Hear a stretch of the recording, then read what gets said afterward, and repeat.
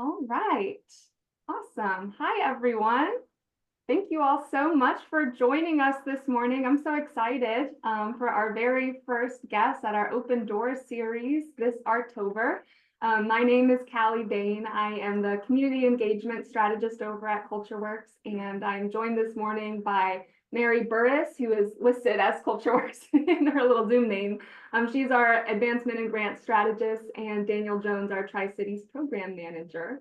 For any of you who are unfamiliar with CultureWorks, we are a nonprofit dedicated to strengthening artists and arts and culture organizations to strengthen and increase their impact in our region. And we do this through a number of offerings. We have an annual grants program that artists and organizations can apply for that fund their many diverse initiatives, and non-grants programming like this one, which is a part of our 9th annual October VA. So we've been having a lot of fun over here. We have so many exciting things going on. There's going to be a program like this one today, and the next 3 Tuesdays in the month. We have some really exciting guests lined up. Additionally, we have our Pay What You Will event series. So there are dozens of organizations around the region who are offering classes, events, performances, all pay what you will admission in the hopes of offering arts and culture experiences at a more accessible price point. I know the Symphony offered one on Saturday. The Richmond Urban Dance is offering some classes this week I'm excited about. The Virginia Opera is offering a performance of their opera on Saturday, Pay What You Will. So all super exciting things happening this October. But of course, we're here to chat with Melody Short this morning. We are so excited to have her. Melody is a graduate of Morgan State University, and she jump-started her career in urban marketing department of Sony Music Distribution.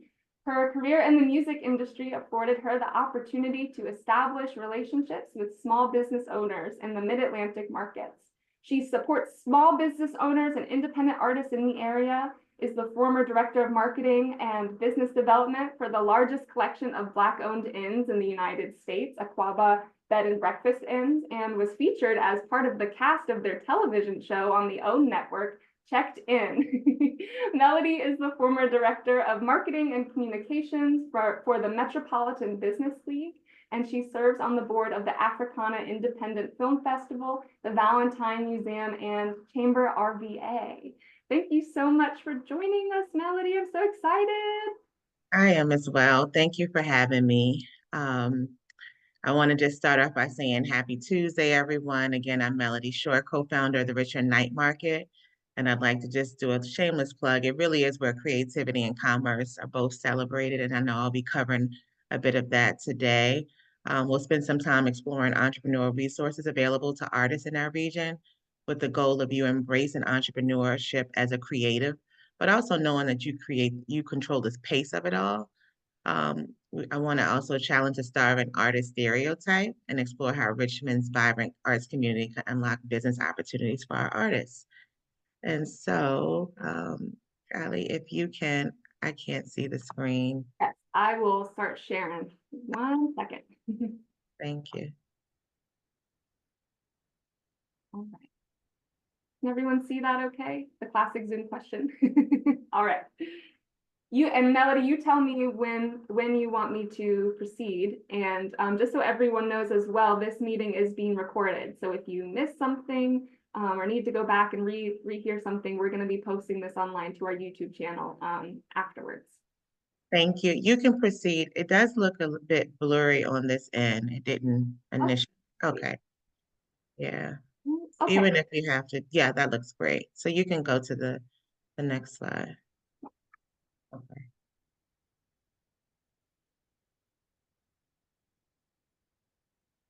Yeah, that looks good. Okay, and so I want to start off, I want to kind of touch on the starving artist myth.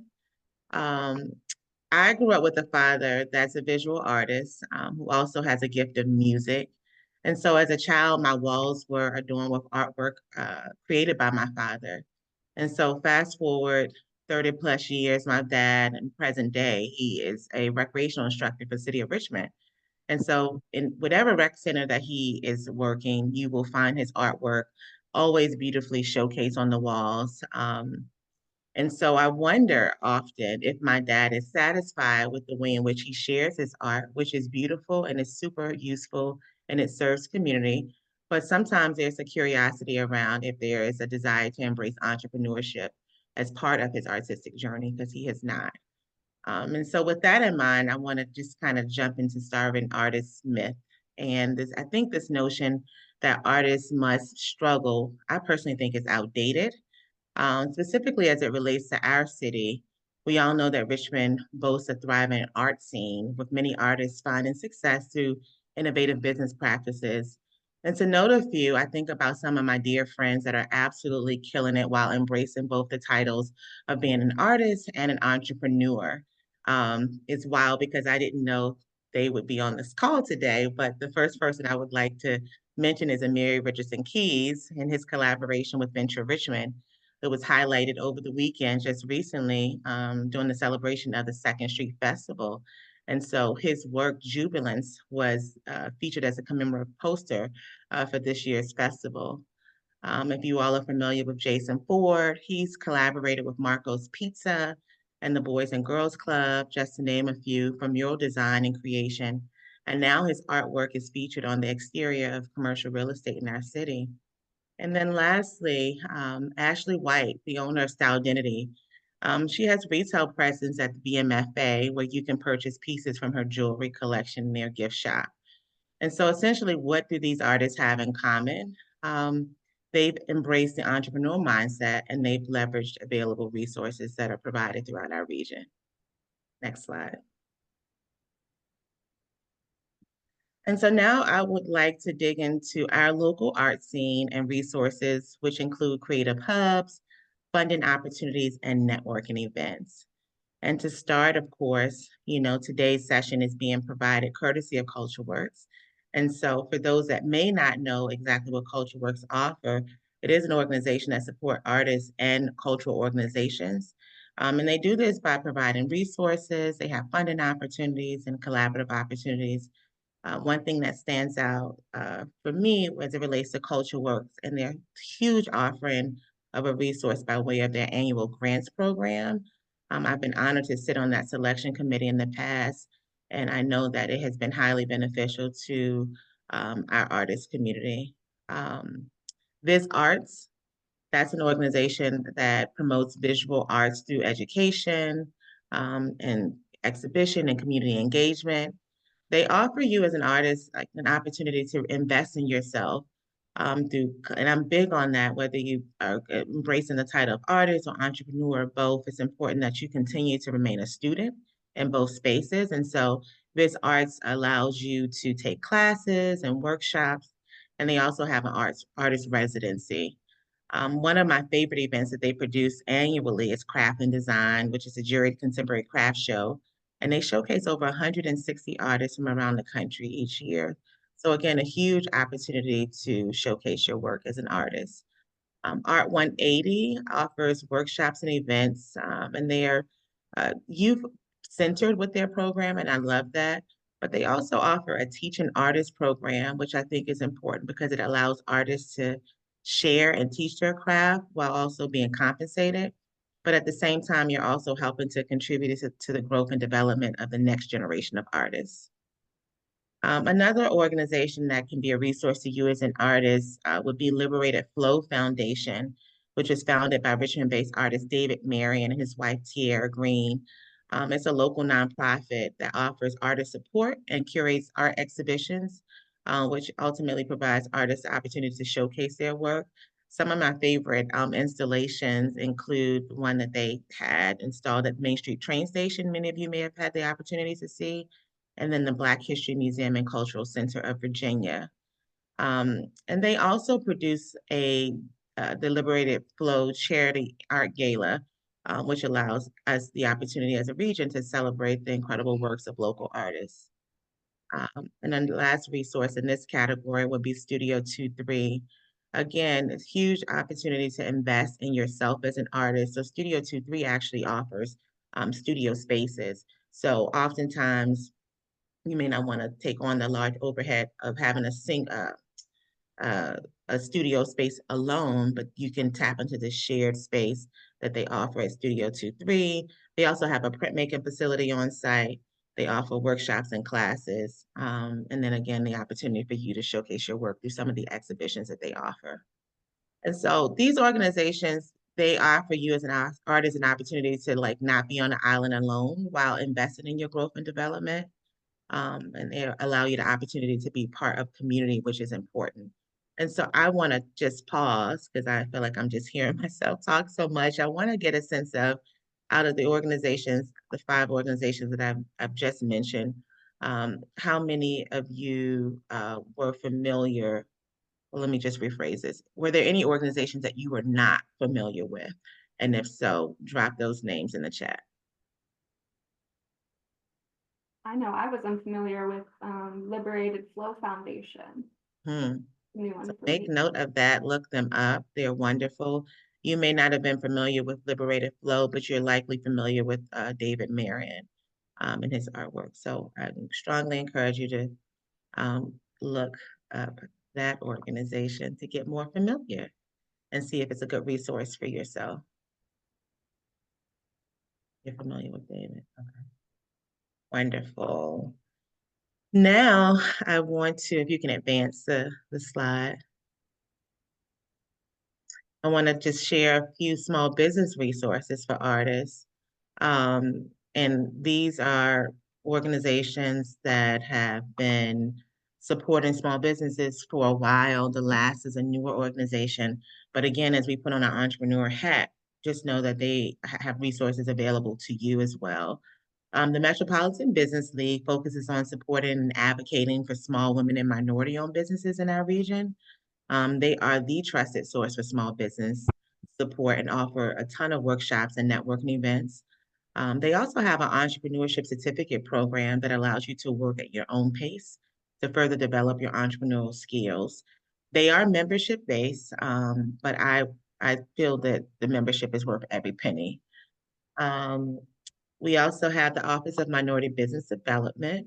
They offer workshops and education, like their AI 101 session for small business that's being offered today, actually in person at 6 p.m. at the Richmond Public Library.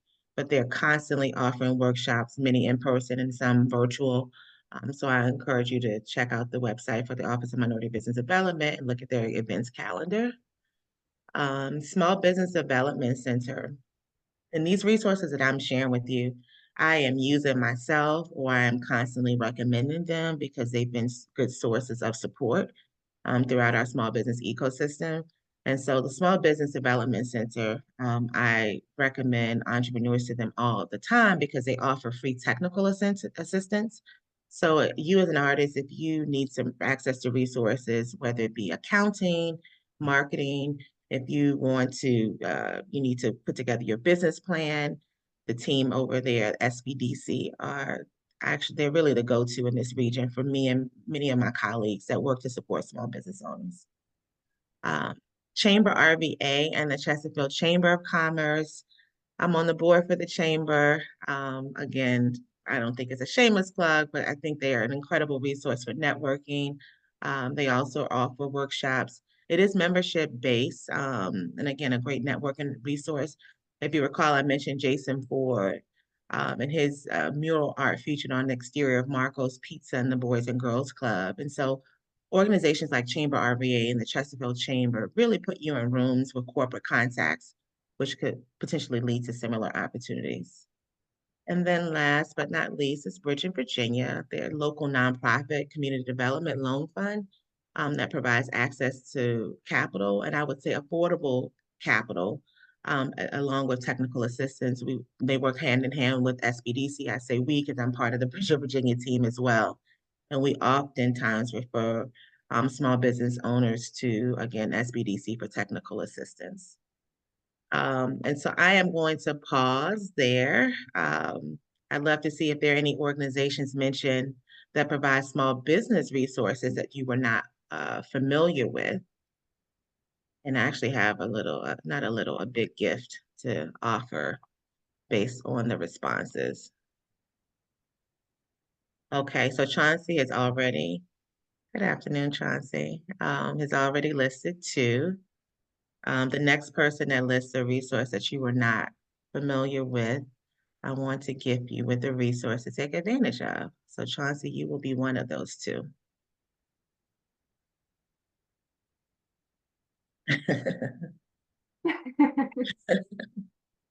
SBDC, wonderful. Okay. So Chauncey and Ashley, you both will be gifted a 1 year complimentary membership to the Metropolitan Business League. And so if you are not already members, I'll make sure I know how to reach both of you to get you squared away with that membership. And I'm hopeful you find it valuable and take advantage of the resources that are available through the MBL. That's awesome. That's awesome. Yay. You can advance to the next slide. So as an artist, you also have special event resources available to you. And I love these types of resources because one, they increase your visibility and exposure. Again, if you can imagine the Mary Richardson Keys and the commemorative poster for Second Street Festival being positioned in front of thousands will definitely increase his audience and hopefully his customer base. Also, networking opportunities are always golden at special events as long as you tap in. And then skill development is offered because it requires you to exercise your communication skills, marketing skills, sales skills during special events. And I said the last piece would really be community engagement, which helps you to build relationships and foster support for your work. And so these events that are listed, Richmond, I mean, we are not short of events at this point that you can tap into, but these are just some of my favorite resources for special events. Of course, your local farmers markets, just depending on what stage of business you're in, could be a great entry point for you as an artist. One, to be able to build community, for you to work on pricing and setup and how you merchandise your table. Um, Local farmers markets are taking place south of James, over in the East End. So we have quite a few throughout our city. Uh, Another special event resource is Venture Richmond. They are the largest producer of festivals here in Richmond. So again, Second Street Festival, Folk Festival, but they also have offerings throughout the summer on Fridays that you can tap into when you are ready. That those are some of the larger, again, the larger events in Richmond. But ultimately, you want to strive to be able to be present and sell at those locations if you are looking to sell your pieces. Richmond Reason Tourism and BLK RVA, they offer events. Their focus is tourism related, but I think about BLK RVA's offering. They have events throughout the year, and sometimes there are opportunities for you to tap in to their resources. And then McNeil Creative Enterprises. This is an offering that's not Richmond based, but oftentimes they list events that are happening within the Mid-Atlantic region. And so I wanted to make sure the founder is a graduate of Hampton University, um, highly well known within arts community nationally. And so if you're not familiar with McNeil Creative Enterprises, particularly if you have an organization that supports artists, and I see some of our leadership here on the call. I'm thinking about Zenobia. I'm not trying to call you out, but that may be a good resource for you to look into. And then, of course, the Richmond Night Market. This is our sixth season for the night market. It really is a home for artists. We feature our makerspace where we have a local artist create, paint live on site. We have our Creative Kids Hangout where we bring in a local arts-based organization to create some type of activity on site for families, particularly that children can engage in. We have our Artisan Village where we feature up to 40 small business owners, artists, makers, and creatives to be able to sell their pieces. And we have our main stage, which is a platform for performing artists. And so the Richmond Night Market is held every second Saturday of the month. this Saturday. I invite you all to join us from 6 to 10. What time is night market, Lord? We've changed the time from 5 to 9 p.m. At 17th Street Market. And so some of the feedback that we hear from vendors, small business owners that participate as vendors, is that they have found community at night markets. Some may be, home creating their pieces and they don't have the opportunity to really share space with other creators, but they've been able to find community.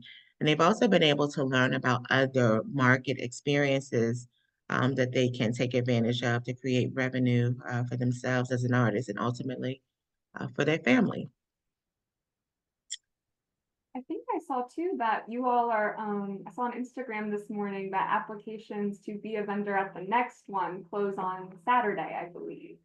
Well, the market is on Saturday. So, and then, we accept applications on a rolling basis. So, I think we are still welcoming applications if anyone is interested in being a featured vendor this Saturday. I have my contact information on the last page, so you can grab that and I can point you in the right direction. And so, in conclusion, I just want to say thank you. I didn't want to take up too much time, but I did want to make sure you were aware of artists, of the different resources that are available. So I want to just say thank you for joining me today as we've explored doing this the past few minutes by tapping into resources available in Richmond's arts community. You really can redefine what it means to be an artist and move beyond the starving artist stereotype. And so I really encourage us all to just continue to celebrate both the creativity and commerce that we have available in our region and empower one another to thrive in our artistic journeys. That concludes my share. Awesome. I'm gonna stop sharing screen and so I can see everybody. Thank you, Melody, for all those resources. I certainly saw a ton that I hadn't heard of before, and I saw some people taking notes, which was awesome. I certainly have some questions that I have of Melody that I'd like to hear about, but I certainly also want to honor who's in the room and the curiosities of the people who are in the room and honor your time and things that you might want to unpack a little bit more or just what have you. So if anybody has any questions, please feel free to put them in the chat. Like I said, we want to honor who's in the room, make sure that you have the opportunity to let your voice be heard. And of course, I have some over here as well.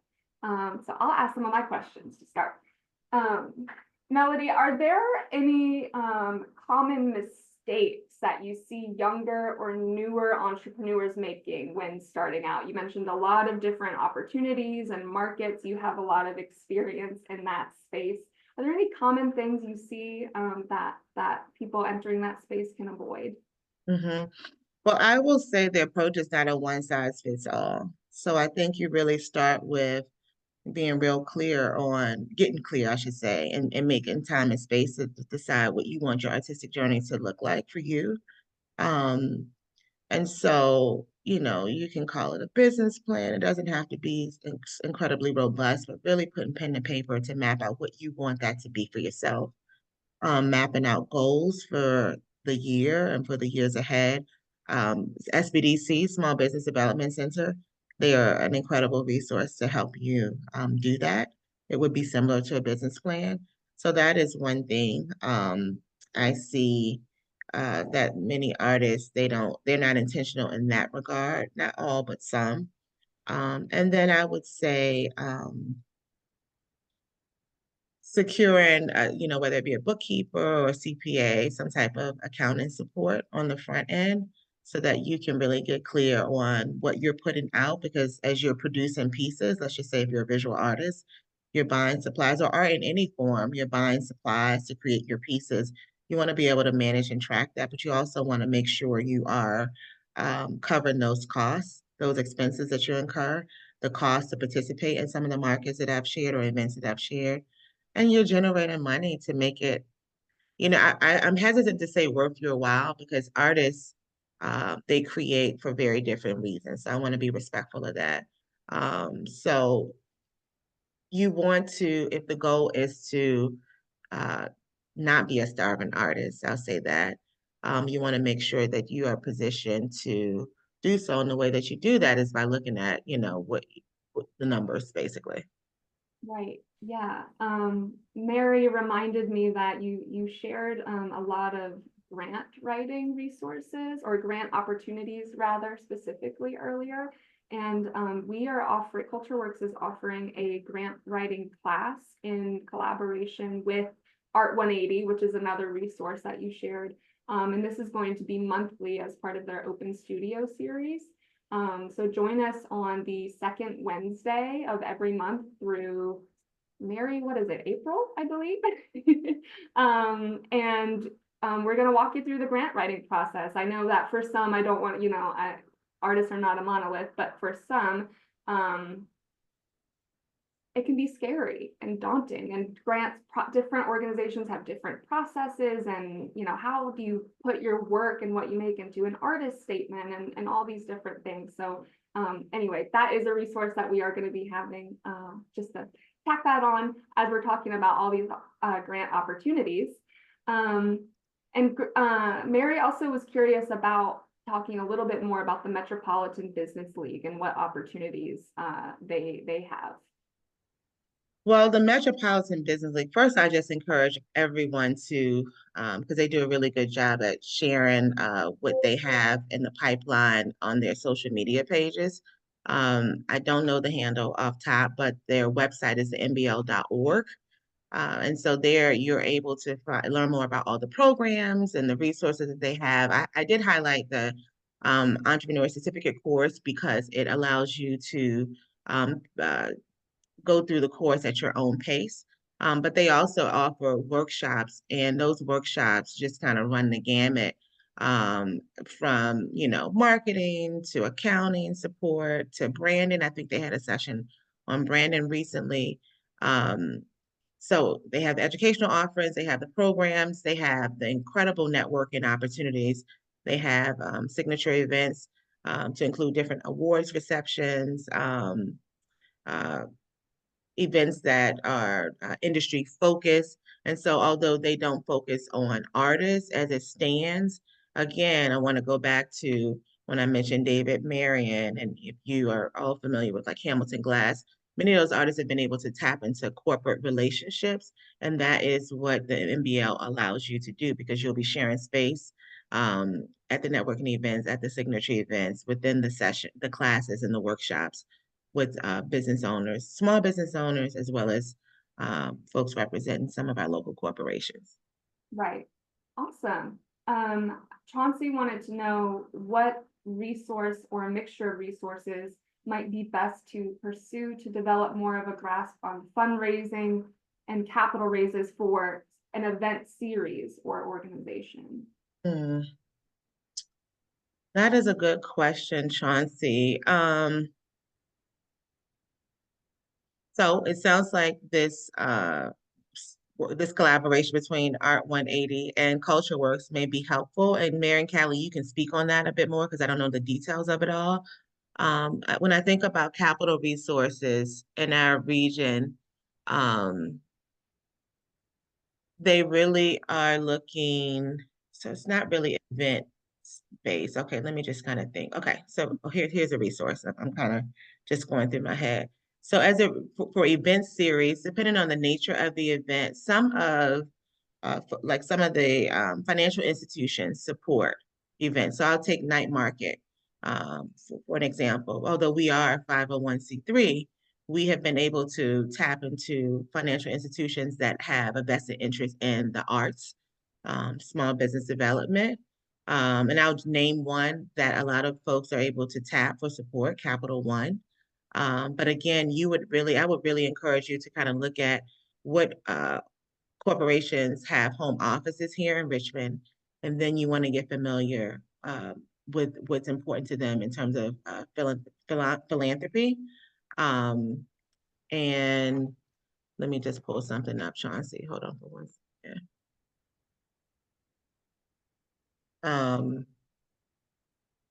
Yeah, I think that's the path. So look at your Altrias, look at your Capital Ones, look at Bank of America, just all the financial institutions typically have a commitment of some sort, whether it be housing, whether it be, workforce development.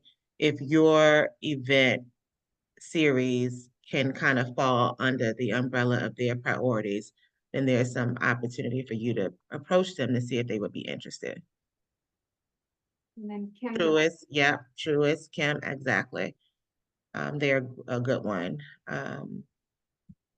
And there's one more, but when I think of it, I'll just put it in the chat. cool. I hope Um, that was cool. right. So yeah, just to reiterate, that'll be at the collaboration grant writing class will be next Wednesday at 6 o'clock, 6:30. I should have prepared for and had these details ready to go. It's on our Instagram page though, and I'll make sure to post it out again today. But we're going to be covering so many things. It meets once a week. Oh, I can't hear you, Mary. Can you hear me now? Okay. The link in the chat for anyone who's interested. Oh, there it is. Yeah, Open Studio. And not only that, but they are also offering the first Wednesday of the month, different studio skills. So how to stretch your own canvas, different skills that might be relevant to you if you are an artist here today. Anyways, I have another question for you. And again, if anybody else has any questions, the chat is open. We want to shape this around who is here. For any artist who is interested in being a vendor in Richmond's artisan market scene, what are some things that they can do to help them stand out and sell more? Mm-hmm. Um,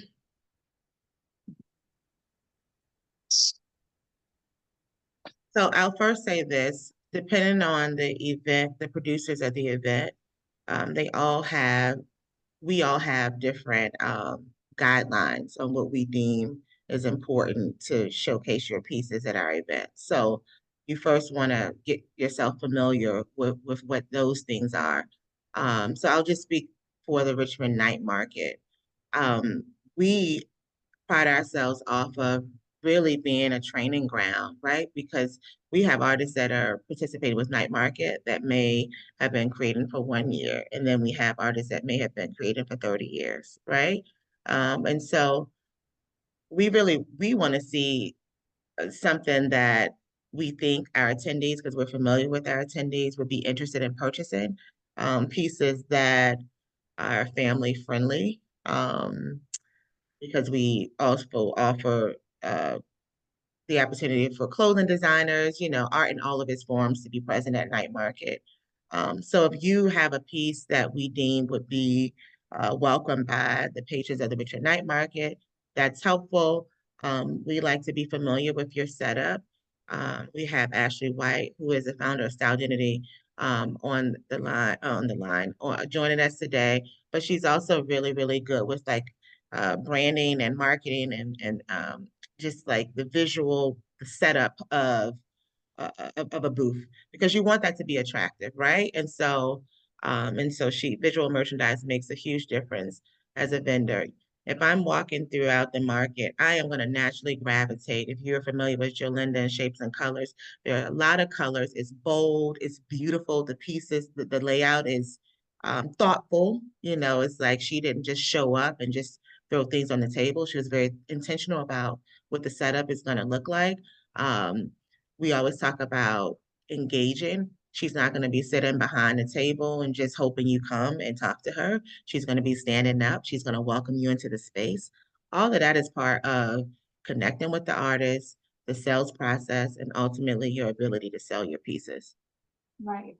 And now so that's when we, as an artist, when we get to the market, what can we do to help make those sales and stand out? But before we even get there, I'm wondering if you have any advice or tips for artists who, there's like you shared, there's so many markets and events here in the region and how they can determine what might be a good fit for them. And also at the time, if there's any red flags to look out for before going to be a vendor at an event. I'm sorry I missed that part of the question. Yes, go to the events. That's what you do initially. You go to the events, you talk to other artists that are vending, get familiar with them and their work and their process, and you get a sense of rather the types of small business owners and artists that are welcome to that space. And you get familiar with their process. How do they prepare to be featured and or accepted and featured into that particular market?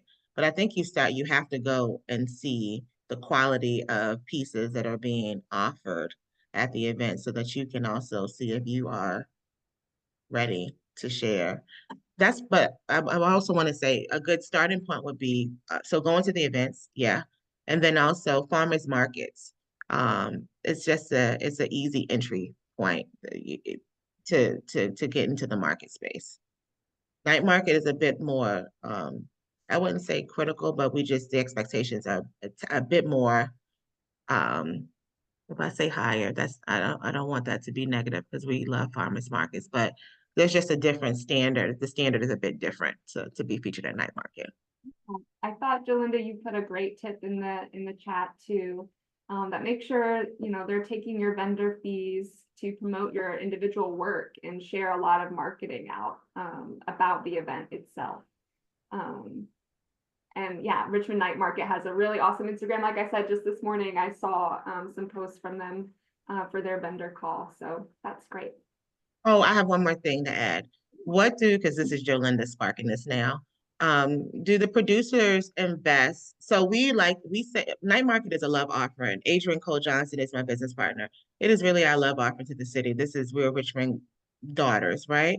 But we also offer marketing workshops and other resources to artists that participate outside of the night market. So that is another thing. Get familiar with the producers of these markets. If it's a once a year offering, how would they support an artist throughout the rest of the year?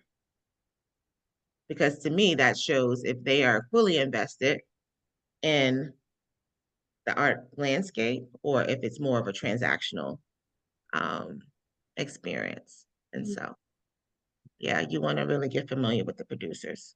How are they really invested in our art scene and artist development?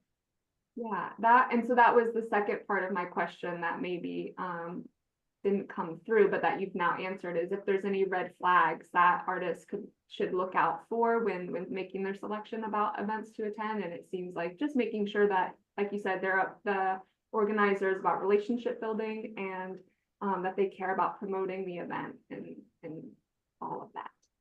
Yeah, I mean, I think you learn about red flags by being in community and talking to other artists and vendors. By attending the events yourself and you've seen, are the artists happy?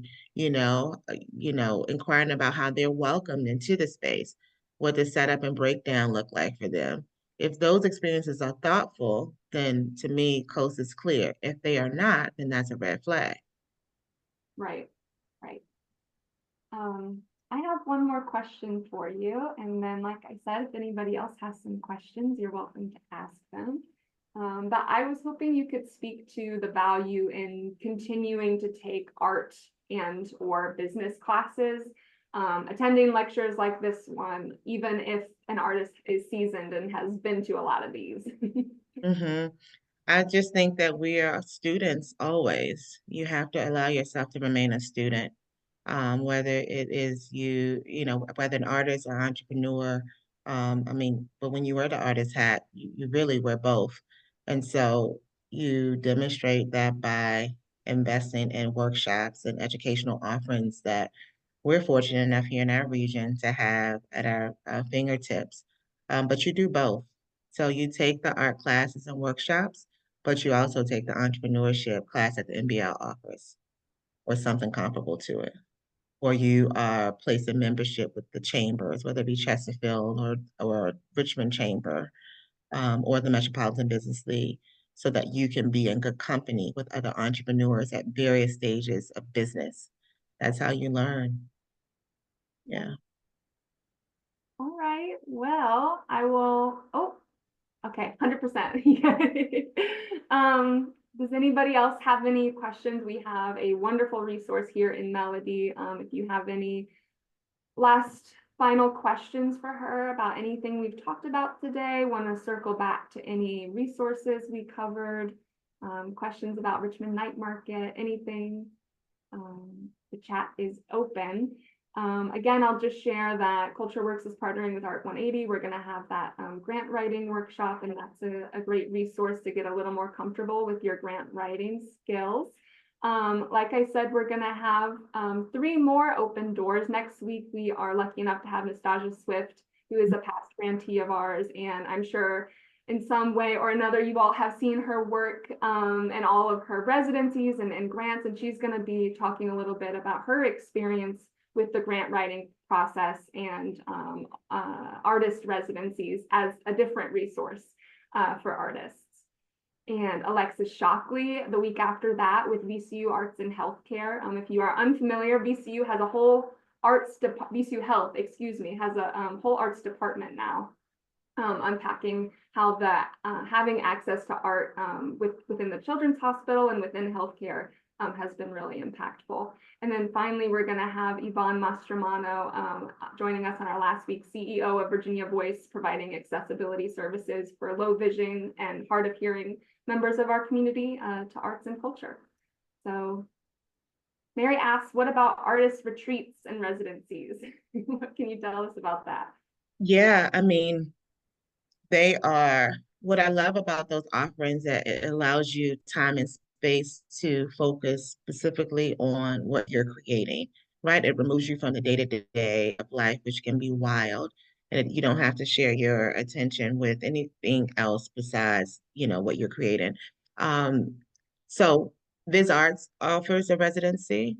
Art 180 offers a residency. So those are 2 resources that you can tap into. I think Ashley White was just accepted into one through Visual Arts Center. I hope it was okay to share that, Ashley. So those those resources are important because I think oftentimes as a creative, it's this battle, between, like, or battle and trying to find the time and space to just like really zone out and create. And so that's what those experiences allow you the opportunity to do. So is that what you're asking? Like, or did you want recommendations, Mary? Is that helpful? Yeah, that's good. I just wanted people to, this is about what are opportunities. I just wanted people to know those are out there here for artists to grow. It's another way to support and to be nurtured. So thank you for sharing them. I think Jolinda has a question or Hand emoji. Gotta unmute myself. I just wanted to do a couple plugs that the Richmond Night Market team specifically. So I've been doing graphic design, and vending was like a new space for me. And they specifically helped me figure out my business vending requirements in terms of like the city and the taxes and the licensing. And they made sure I wasn't just showing up, throwing up a tent, and then on the back end getting in trouble or having problems as an artist. And they do a lot of calls, like coaching calls leading up for newer vendors. So that's been a great experience. And then the MBL specifically, I want to say for any downtown based groups, they have a fee to join, but it's one of the most quality organizations. I had a full 6 or 8 week entrepreneurship class right as I was beginning my business. And I know how to be creative, but I didn't know about valuations and accounting and financials and all these different topics that they cover. And that was a free opportunity through the MBL. So, we're talking about combating this starving artist mentality. And part of it is learning what are all the different components around being an artist that help you thrive and be successful. And the MBL is a great place for that. So I just had to say that out loud. Melody's a huge part of that organization, and she leads with heart, and they do too. They really want to see people win and thrive in Richmond. So I wanted to share those things. Thanks, Jolinda. Yeah, we love the MBL and just their commitment to our region. The art scene offers an art residency too, so there's another resource for residency that you all should look into. And I see Ron Stokes. I think that's Ron Stokes, maybe another Ron that's on this call. What are some resources to look for artist grant opportunities? So CultureWorks, Ashley, is the one that I am most familiar with that's annual. I have been on the selection committee, I believe, for 2 years. And I love it because the resources are allocated for both art-based organizations, but also the individual artists, which I think is rare. And I don't see a lot of. And so you go to the link is in the chat, Ashley. So snatch that and get familiar with what's required. I'm happy to talk to you about that offline to help you prepare your application. Mary. Yeah, Melanie, thank you so much for your service as a grant panelist and helping out with that. Just wanted to let everyone here know that I've been here for about 6 months and I'm revising the grants program here. So yeah, I've gotten a lot of feedback. I had my first round of grants managing that program in the spring, and I got a lot of feedback, did a lot of surveying, and I'm condensing it and changing it up. So it's going to be a lot simpler and more time effective for people. You can go and read the the criteria for grants right now or the directions right now online, but they're going to be completely different. So just FYI, we're adding another element. We're starting out the process with a short letter of intent.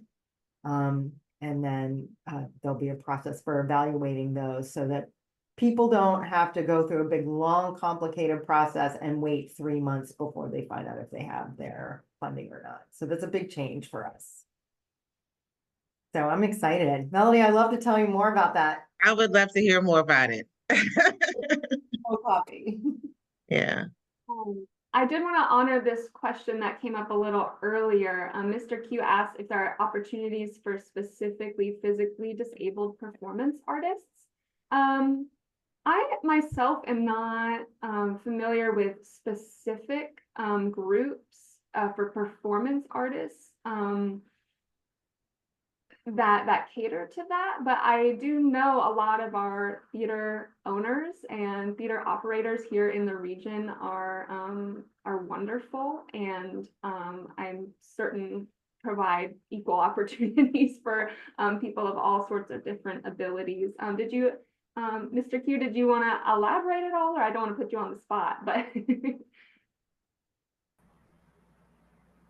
Hi, good afternoon, everyone. How are you? Yeah. Can hear me? I'm assuming. Okay.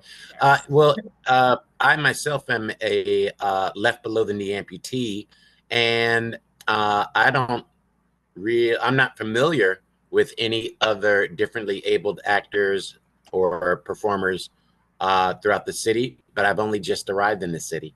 So I'm in the process of building my network and reaching out to folks. And so that was my question. Right now, I'm in a play at the Firehouse Theater. So I am familiar, Callie, that there's a lot of opportunities and no discrimination and all against artists. However, what I am aware of as an amputee is that too many in the differently abled community don't feel like there's an open door policy, or maybe unaware that there are some opportunities that they should bravely pursue. And so that's a part of my mission as an artist, is to make sure we reach out to the differently abled and make sure that everyone within our society that would like to has an opportunity to express themselves creatively. So I will be certainly researching and investigating some of these resources that have been shared today, and I will be reaching out to some people directly regarding certain things that I've heard here today. So thank you for the opportunity. Thank you. Mr. Q, Callie, can you share your information so that CultureWorks has a whole host of resources. So we just need to get familiar. I can't answer the question, but CultureWorks, somebody on the team should be able to. Oh, Okay. absolutely. Yeah, yeah, not, somebody, like you. So if you can get Callie's information, Mr. Q, she will point you in the right direction so that you can connect with some resources Yeah, to. absolutely, absolutely. Keep the words out of my mouth. I'm gonna drop my email in the chat, so we can connect about this. That is absolutely important. Like Yeah. I said, the one that comes to mind but doesn't really speak to specifically what you're talking about is Virginia Voice, but that seems to be different disabilities than what you're talking about. Let's connect about that. All right. Well, nobody else has any questions. Thank you so much, Melody. This has been such a vibrant conversation. And I'm really excited. I saw people taking notes. I'm excited about all of the resources you were able to share. It's so valuable. And for people who are learning, brand new ones, myself included, I really, really appreciate you taking time for us and sharing all that you know. So thank you so much. Thank you for having me. And I've put my website in the chat if anyone else wants to connect and have any additional questions. Chauncey and Ashley, I'll connect with you about your complimentary MBL membership. And I want to just lastly say some of the artists that I mentioned during my share, get familiar with their work, follow them on social media, allow yourself to get familiar with their journey. And so maybe there's an opportunity for you to connect with the Mary Richardson Keys. There's an opportunity for you to connect with David Mary and Tierra Green about their work, and Ashley White and Jolinda. So make yourselves familiar with them if you're not already. And that's how you build community. Absolutely. I never mentioned that all through this call, but tonight at 6:30, CultureWorks is co-presenting with All City Art Club and Virginia Repertory Theater an Arts and Culture Mayoral Forum. We have all 5 candidates coming to chat about arts and culture issues in the city. And this is certainly one of those events where we certainly feel that numbers and people showing up in our audience will certainly visibly demonstrate that arts and culture topics in the city are important and people care about them. So that'll be tonight. Awesome, Chauncey. 6:30 at Virginia Repertory Theater downtown. The doors will open at 6 o'clock. I know that their bar will be open for that first little bit of time. So come out. I know I haven't made up my mind yet about who to vote for, so it's a great opportunity to come out and learn a bit more about our candidates for mayor in Richmond. And like Melody just shared, she's got a Richmond Night Market this Saturday at 5 p.m. at the 17th Street Market Space. It's a great time. I have one of my favorite rings I've ever gotten from there. It's gorgeous. So yeah, all right. Thank you guys so much for joining us. Join us next week for another one of these. Thank you, Melody, so much. And I'll see some of you tonight. Wonderful. Thank you, everybody. Have a good day. Here. Bye, everyone.